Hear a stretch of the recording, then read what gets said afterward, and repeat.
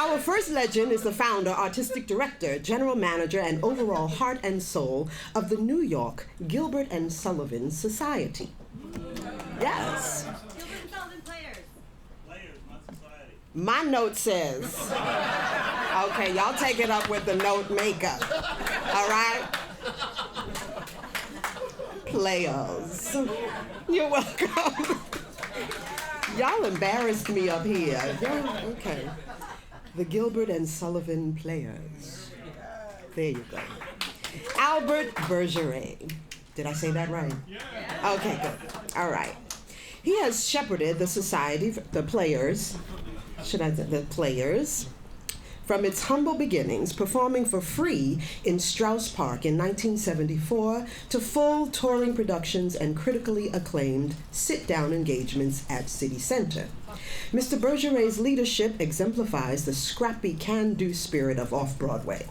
In the early days, the Players borrowed costumes, a keyboard, and set pieces, with Mr. Bergeret serving as stage and musical director, as well as set designer and carpenter, which often happens with Off-Broadway.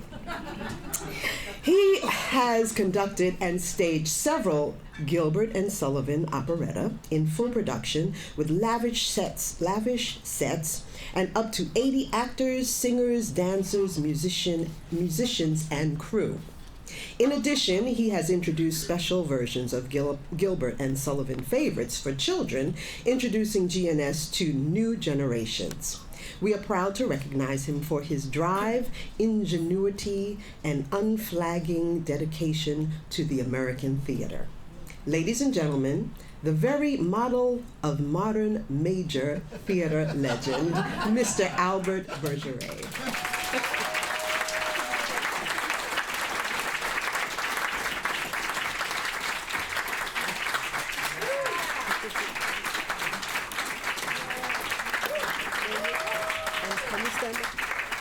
Let's take a photo first. Okay, I'd be happy to do that. Yes, Here, let's let's put do this that in the first. front. There we go.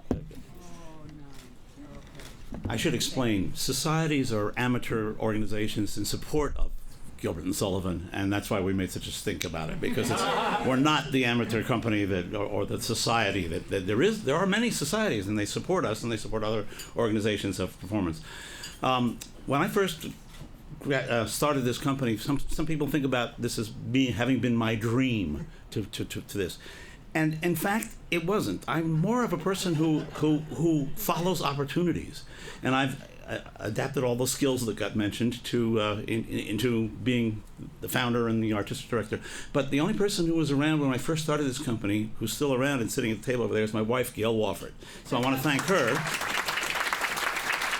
And the Alliance and the gentleman who nominated me, Bill Hofstetter, who has been a colleague for a number of years, because I don't think this is an obvious off-Broadway category.